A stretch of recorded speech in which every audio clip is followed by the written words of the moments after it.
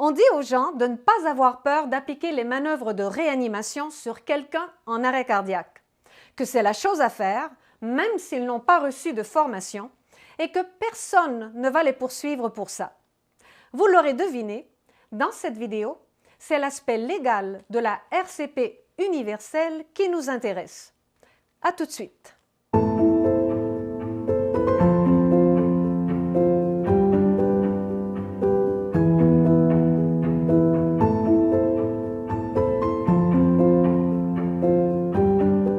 Bonjour, je m'appelle Anne Baudouin et je suis pédiatre retraitée. Je vous souhaite la bienvenue sur cette chaîne YouTube consacrée à la réanimation cardio-pulmonaire.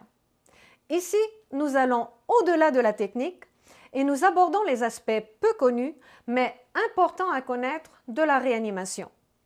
Aujourd'hui, dans cette 10e vidéo de la série, nous nous penchons sur les dispositions légales dont on se sert pour justifier l'application systématique de la RCP en milieu extra-hospitalier. Tout d'abord, il convient d'expliquer brièvement comment nous en sommes venus à la mise en œuvre universelle de la RCP. Dans les années 60, certains médecins-chercheurs ont réussi à faire repartir le cœur de quelques patients au moyen du massage cardiaque externe.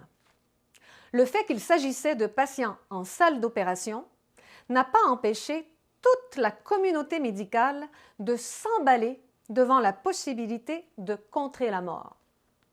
On a alors associé la nouvelle technique avec la ventilation bouche à bouche pour créer la RCP telle qu'on la connaît aujourd'hui. On a transformé l'arrêt cardiaque en condition médicale soignable et on a commencé à utiliser la RCP dans toutes les situations de mort subite. L'objectif étant de sauver des vies, la RCP est rapidement devenue la procédure à adopter par défaut devant toute personne en arrêt cardiaque. Malgré le faible taux de succès de la RCP, l'enthousiasme n'a jamais tari au sein de la communauté médicale et on a continué d'aller de l'avant avec la fameuse chaîne de survie dans le but d'améliorer les résultats, c'est-à-dire la survie et le pronostic de l'arrêt cardiaque extra-hospitalier à l'échelle de la population.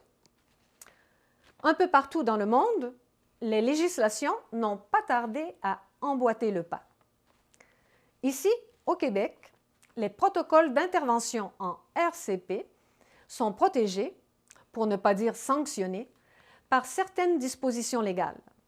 L'article 2 de la Charte des droits et libertés de la personne et l'article 13 du Code civil du Québec. Examinons-les d'un œil critique. Selon l'article 2 de la Charte des droits et libertés de la personne, tout être humain dont la vie est en péril a droit au secours. Il y a deux points importants à souligner ici. Premièrement, la personne en arrêt cardiaque est une personne cliniquement morte. Sa vie n'est donc plus en péril. Et deuxièmement, toute personne a le droit de refuser qu'on lui porte secours. Malheureusement, dans les cas de mort subite à l'extérieur de l'hôpital, le droit de refuser la RCP n'est pas protégé. Voyons maintenant ce que stipule l'article 13 du Code civil du Québec. En cas d'urgence, le consentement aux soins n'est pas nécessaire lorsque la vie de la personne est en danger ou son intégrité menacée et que son consentement ne peut être obtenu en temps utile. Il y a encore deux points importants à souligner ici. Premièrement, l'arrêt cardiaque n'est pas une condition aiguë potentiellement fatale. La mort ne met pas la vie de la personne en danger, pas plus qu'elle ne menace son intégrité.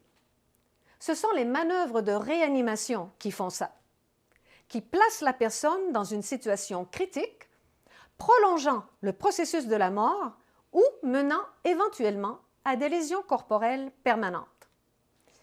Et deuxièmement, on semble avoir escamoté l'alinéa 2 de l'article 13 du Code civil, selon lequel le consentement est nécessaire, même en cas d'urgence, lorsque les soins sont inusités ou devenus inutiles, ou lorsque leurs conséquences pourraient être intolérables pour la personne. Et ça, c'est justement le cas de la RCP. Il s'ensuit qu'elle ne devrait être appliquée qu'aux personnes qui consentent à une telle procédure.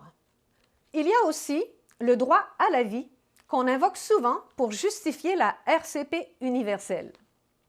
Tout d'abord, la vie n'est pas un droit, c'est un don. Mais comme on a choisi d'inscrire le droit à la vie dans nos chartes des droits et libertés, demandons-nous ce que signifie ce droit à la vie. Eh bien, certainement pas l'obligation de vivre à tout prix. Le droit à la vie signifie plutôt que personne n'a le droit de porter atteinte à la vie d'autrui.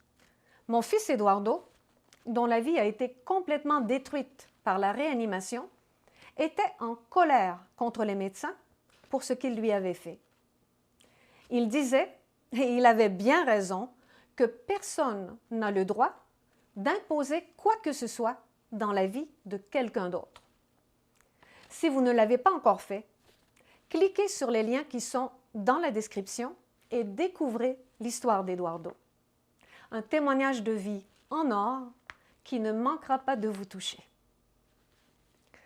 Alors voilà, on a accordé à la RCP un statut spécial parce qu'elle a le potentiel de sauver des vies et on se permet, depuis plus de 50 ans, de l'appliquer de façon systématique et sans consentement. Mais on a aussi constaté, dès le début de son utilisation à grande échelle, que la RCP universelle peut souvent causer plus de tort que de bien. Alors, pour éviter que des personnes soient soumises à une intervention potentiellement dommageable, on a créé les ordonnances de non-réanimation. Et par la suite, sont apparues les différentes formules de planification préalable des soins, comme par exemple le formulaire de niveau de soins ou les directives médicales anticipées. Vous trouverez dans la littérature scientifique beaucoup d'articles sur le sujet. Moi, je vous laisse quelques références dans la description. On se retrouve donc dans un système où coexistent 1. La RCP par défaut, qui envoie le faux message aux gens que la réanimation est toujours bénéfique. 2. Les ordonnances de non-réanimation, dont l'utilisation et l'interprétation varient selon les milieux. Et 3. Le manque d'informations, de discussions franches et honnêtes au sujet de la RCP. Résultat? Confusion. Une confusion qui génère des situations conflictuelles, souvent difficiles à résoudre entre les proches de patients hospitalisés ou de victimes réanimées et les membres de l'équipe traitante, ou même des poursuites judiciaires qui ne font que compliquer les choses. Chaque personne a pourtant le droit de prendre elle-même ses décisions, surtout pour une question aussi lourde de conséquences que la réanimation.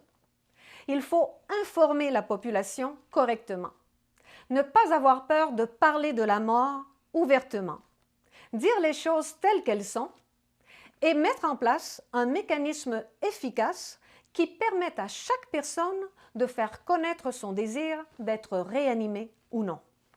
C'est ça la vraie urgence, que les protocoles de RCP soient appliqués dans le respect des droits fondamentaux de la personne.